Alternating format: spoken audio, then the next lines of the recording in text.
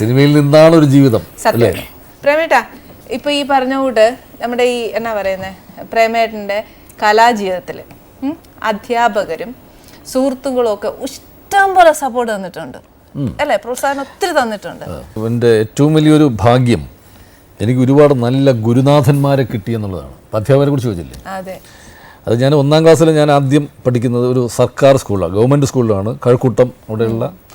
അപ്പോൾ ഒരു സർക്കാർ സ്കൂളെ കുറിച്ച് അറിയാമോ? എനിക്കൊക്കെ അതറിയാമെന്ന് എനിക്ക് സംശയമില്ല. കാര്യം എല്ലാ പ്രാരാബ്ദങ്ങളും പരിമിതികളുമുള്ള ഒരു സർക്കാർ സ്കൂള്.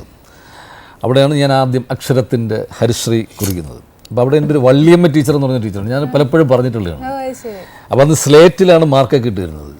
അപ്പോൾ അങ്ങനെ ഈ 100-ന് 90 95 ഇട്ടാലും ഞാൻ കുറഞ്ഞു പോയി എന്ന് പറഞ്ഞ് കരയും. അധ്യാപകരാണ്. പക്ഷേ ടീച്ചർ ഉടനെ ഇതിനെ അഴിച്ചു കളഞ്ഞിട്ട് 100-ൽ 100 ഇടും. ഏത് കുട്ടികൾ കരഞ്ഞാലും ടീച്ചർ 100 ഇട്ട് കൊടുക്കുക. അതപ്പോൾ ടീച്ചറിന് ഈ മാർക്കിലൊന്നും അല്ലെങ്കിൽ റാങ്കിലൊന്നും അല്ല വലിയ കാര്യം, ഈ വിദ്യാഭ്യാസം എന്ന് പറയുന്നത് അതൊന്നും അല്ല എന്നൊക്കെ ടീച്ചറിന് അറിയായിരുന്നു എന്ന് എനിക്ക് തോന്നുന്നു. ചിലപ്പോൾ ആയിരിക്കും, അറിഞ്ഞുകൂടായിരിക്കും, അറിയാതിരിക്കും. പക്ഷേ ആ ടീച്ചറിനെ എനിക്ക് ഒരിക്കലും മറക്കാൻ പറ്റില്ല. അപ്പോൾ ഈ കരയുമ്പോൾ ടീച്ചർ നമ്മളെ വാരി എടുത്തിട്ടൊക്കെയാണ് പറയുന്നത്, എത്ര മാർക്ക് വേണം നിനക്കെന്നൊക്കെ ചോദിച്ചിട്ട്. അത്ര സ്നേഹമുള്ള വള്ളിയമ്മ ടീച്ചർ. അതുപോലെ ഒരുപാട് അധ്യാപകർ അങ്ങനെ സ്കൂളിൽ ഈ സ്നേഹം കൊണ്ട് നമ്മളെങ്ങനെ, അതുപോലെ ചെറുതായിട്ടൊക്കെ ശിക്ഷിക്കുമ്പോൾ പോലും അത് നമുക്കൊരു ശിക്ഷയാണെന്ന് ഉപദേശിക്കുകയും നമ്മുടെ വാത്സല്യത്തോടെ നമ്മളെ ശാസിക്കുകയും ഒക്കെ ചെയ്യുന്ന അധ്യാപകർ. അതുപോലെ ഈ പഠിക്കാൻ മോശമായ കുട്ടികളെ കൂടുതൽ ശ്രദ്ധിക്കുകയും എന്നാൽ പഠിക്കാൻ നല്ല മിടുക്കരായ കുട്ടികളെ കൂടുതൽ ശാസിക്കുകയും ചെയ്യും. അത് കൂടുതൽ നന്നായിട്ട് പഠിക്കാൻ വേണ്ടിയിട്ട്.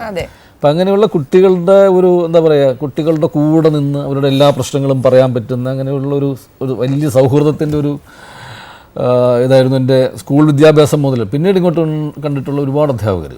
സ്കൂൾ കഴിഞ്ഞിട്ട് കണിയാവരം മുസ്ലിം സ്കൂളിൽ ഹൈസ്കൂൾ അവിടുത്തെ കുറേ അധ്യാപകർ, ഒന്നും മറക്കാൻ പറ്റാത്ത അധ്യാപകരുണ്ട്. അതുപോലെ തുമ്പ സെൻറ്റ് സേവിയർസ് കോളേജിൽ പഠിക്കുമ്പോൾ മധുസൂദനൻ നായർ സാർ, ഇന്നത്തെ പ്രിയപ്പെട്ട കവി. ഇന്ന് അദ്ദേഹം കവിതകളൊക്കെ എഴുതി തുടങ്ങുന്നേ ഉള്ളൂ. അഗസ്ത്യ ഹൃദയവും നാറാണത്തെ ഭ്രാന്തനും ഒക്കെ പിന്നീട് എഴുതി മലയാളികളുടെ ഒരു മലയാളികളെ കവിതയിലേക്ക് കൂടുതൽ അടുപ്പിച്ച മഹാകവി. അദ്ദേഹം എൻ്റെ അധ്യാപകനായിരുന്നു. അപ്പോൾ അങ്ങനെ കുറേ അധ്യാപകരെ കുറിച്ച് പറയാനുണ്ട്. അത് കഴിഞ്ഞിട്ട് ചെമ്പഴന്തി എസ് എൻ കോളേജിൽ ഡിഗ്രിക്ക് സൈക്കോളജി ആയിരുന്നു. അപ്പോൾ അവിടെ ഒരു കിളിമാനൂർ രമാകാന്തൻ നായർ സാർ എന്ന് പറഞ്ഞിട്ട്, കിളിമാനൂർ രമാകാന്തൻ സാർ, അദ്ദേഹവും മലയാള അധ്യാപകനാണ്. അദ്ദേഹം മഹാകവിയാണ്, വലിയ കവിയാണ്. അത് കഴിഞ്ഞിട്ട് തൃശ്ശൂർ സ്കൂൾ ഓഫ് ഡ്രാമയിൽ പോയപ്പോൾ അവിടെ ജി ശങ്കരപ്പിള്ള സാർ എന്ന് പറയുന്ന മലയാള നാടകത്തിൻ്റെ ഏറ്റവും വലിയ ആചാര്യൻ അദ്ദേഹം, അതുപോലെ വൈലാവസവും Pillai sir, P K Venukuttan Nair sir, ഒരു Nambiar sir, Namboothiri sir, P Balendran sir, ഇന്നത്തെ നമ്മുടെ നടനും തിരക്കഥാകൃത്തും സംവിധായകനും ഒക്കെ ആയ പി ബാല, അദ്ദേഹം എൻ്റെ അധ്യാപകനാണ് അവിടുത്തെ. അന്ന് നരേന്ദ്രപ്രസാദ് സാർ നമ്മുടെ നടൻ, അദ്ദേഹം ഇടയ്ക്ക് ഗസ്റ്റ് ആയിട്ടൊക്കെ അവിടെ വരും പഠിപ്പിക്കാൻ. അങ്ങനെ ഒരുപാട് ഈ ഒരു മഹാരഥന്മാരായ അധ്യാപകർ, അല്ലാത്ത അധ്യാപകരൊക്കെ ആയിട്ടുള്ള ഇങ്ങനെ, അതാണ് ഞാൻ ആദ്യം പറഞ്ഞത്, ഒരു വലിയ ഗുരുനാഥന്മാരുടെ ഒരു വലിയ പ്രോത്സാഹനവും സ്നേഹവും കിട്ടിയതാണ് ശരിക്കും അവരുടെ അനുഗ്രഹവും. അത് ഒരു വലിയൊരു ഭാഗ്യമായിട്ട്, എൻ്റെ ഒരു വലിയ നിധിയായിട്ട് ഞാൻ കരുതുന്നതാണ്. ശരിക്കും ഈ പഠിത്തകാരിയൊക്കെ പറഞ്ഞപ്പോഴത്തേക്ക് പ്രേമേട്ട സൈക്കോളജി അല്ലേ മെയിനായിട്ട് എടുത്ത്, ഇത്രയും പഠിച്ച് എല്ലാം സൈക്കോളജിയൊക്കെ മെയിനായിട്ട് എടുത്ത് ഡിഗ്രി എല്ലാം കംപ്ലീറ്റ് ചെയ്തതിന് ശേഷം ഈ കലാരംഗത്തോട്ട് എങ്ങനെ? അല്ല, ഞാൻ കോളേജിൽ പഠിക്കുമ്പോൾ ആദ്യമായിട്ട് ഞാൻ 8ാം ക്ലാസ്സിൽ പഠിക്കുമ്പോഴാണ് നാടകത്തിൽ അഭിനയിക്കുന്നത്. അപ്പോൾ അത് കഴിഞ്ഞിട്ട് വീണ്ടും കോളേജിലുമൊക്കെ വരുമ്പോഴും ഇങ്ങനെ അമച്വർ നാടക മത്സരങ്ങളിലൊക്കെ അഭിനയിക്കുക, നാടക മത്സരത്തിൽ ബെസ്റ്റ് ആക്ടർ അവാർഡ് കിട്ടുക, അത് കോളേജ് ജീവിതത്തിലൊന്നുണ്ടായിരുന്നു. അപ്പോൾ ഇത് കഴിഞ്ഞിട്ട് ഈ നാടകത്തെക്കുറിച്ചൊക്കെ കുറച്ച് സീരിയസ് ആയിട്ട് പഠിക്കാൻ വേണ്ടിയിട്ടാണ് ഡിഗ്രി കഴിഞ്ഞിട്ട് സ്കൂൾ ഓഫ് ഡ്രാമ എന്ന് പറഞ്ഞിട്ട് കാലിക്കറ്റ് യൂണിവേഴ്സിറ്റിയുടെ BTA ഡിഗ്രി കോഴ്സിന് ചേർന്നത്. അത് ശരിക്കും അവിടെ ചെല്ലുമ്പോഴാണ് നമ്മൾ നാടകത്തിൻ്റെയൊക്കെ വേറൊരു മുഖം, ലോക നാടകവേദി എന്ന് പറഞ്ഞൊരു വിശാലമായ സംഭവം ഉണ്ടെന്നും അവിടെ ഒരുപാട് പരീക്ഷണങ്ങളൊക്കെ ഈ നാടകത്തിൻ്റെ രീതിയിലൊക്കെ അതിൻ്റെ രംഗത്ത് നടക്കുന്നുണ്ടെന്നൊക്കെ ഉള്ളൊരു വലിയ ഒരു ലോകം തുറന്നു കിട്ടുന്നത് അവിടെ നിന്നാണ്. അത് കഴിഞ്ഞിട്ട് 1-2 ടെലിഫിലിമൊക്കെ ദൂരദർശനിലൊക്കെ അഭിനയിക്കാനൊക്കെ പറ്റി. പിന്നെ നടനായിട്ട് ഞാൻ പോലും അറിയാതെ അങ്ങ് മാറി, ഒരു ജോലി എന്നുള്ള ഒരു സംഭവമൊക്കെ മാറിയിട്ട് അങ്ങ് അപ്പോൾ 1-2 ടെലിഫിലിമൊക്കെ വന്നു. അതെന്നും നമ്മുടെ പ്രേക്ഷകർ മറക്കാത്ത ഒരു ക്യാരക്ടറാണ്. അപ്പോൾ നമ്പീശൻ സാർ ഡയറക്റ്റ് ചെയ്തതാണ്, ദൂരദർശൻ പ്രൊഡക്ഷനാണ്. അപ്പോൾ അത് വന്നതിന് ശേഷമാണ് അതിനന്ന് best actor award, state government അവാർഡൊക്കെ കിട്ടി. അങ്ങനെ സിനിമയിലൊക്കെ ചില അവസരങ്ങൾ വന്നു തുടങ്ങി. അങ്ങനെ സിനിമയിലേക്ക് ഇങ്ങനെ അതായത് ആദ്യം സൈക്കോളജി പഠിച്ചു, അത് കഴിഞ്ഞ് നാടകത്തിൽ വന്നു, അത് കഴിഞ്ഞ് ദൂരദർശനിൽ സൈക്കോളജിയൊക്കെ ഞാൻ പഠിച്ചു എന്ന് പറഞ്ഞാൽ അതൊന്നും ഒരു പരീക്ഷയ്ക്ക് വേണ്ടി പഠിച്ചു എന്നല്ലോ, ജയിക്കാൻ വേണ്ടി ജീവിതത്തിൽ എന്തെങ്കിലും ആവണമല്ലോ എന്ന് വിചാരിച്ചു. അല്ലാതെ സൈക്കോളജിയിൽ അങ്ങനെ മാസ്റ്റർ ഒന്നും ആയി മാറിയിട്ടൊന്നുമില്ല. പക്ഷെ ഇപ്പോൾ ഞാൻ സൈക്കോളജിക്കലായിട്ടുള്ള കുറേ പുസ്തകങ്ങളൊക്കെ ഇപ്പോൾ ഇടയ്ക്ക് വായിക്കാറുണ്ട്. കാര്യം അത് ഇപ്പോഴാണ് നമ്മൾ അതിൻ്റെയൊക്കെ ഒരു പ്രാധാന്യം മനസ്സിലാക്കുന്നത്. ജയിക്കാൻ വേണ്ടി ഒരു ഡിഗ്രി കിട്ടാൻ വേണ്ടി ഡിഗ്രിക്ക് വേണ്ടി മാത്രം.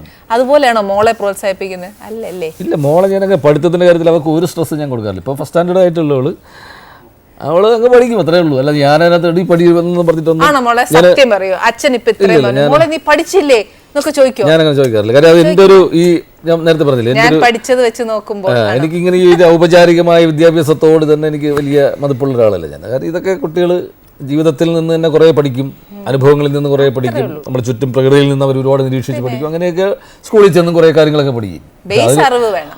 ഇതിപ്പോൾ അത്യാവശ്യം നമ്മൾ ഈ ഒരു ലോകത്ത് ഇതിനോട് ഇണങ്ങി ജീവിക്കാൻ വേണ്ടി എല്ലാ സാഹചര്യങ്ങളെയും അഭിമുഖീകരിക്കാൻ വേണ്ടിയിട്ട് അതിനൊക്കെ ഉള്ളൊരു കഴിവും അതിനുള്ള അറിവും ഒക്കെ വേണം.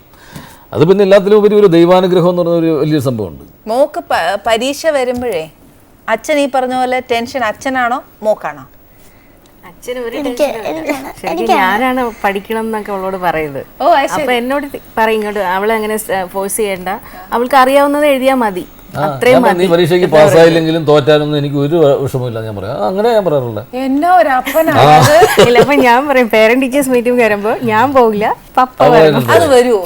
ഇല്ല, അത് നടക്കാറേ ഇല്ല. അത് ഓരപ്പന്മാരും വരികയല്ല, ഞാനിതേ ഉൾപ്പെടെ പറയുക.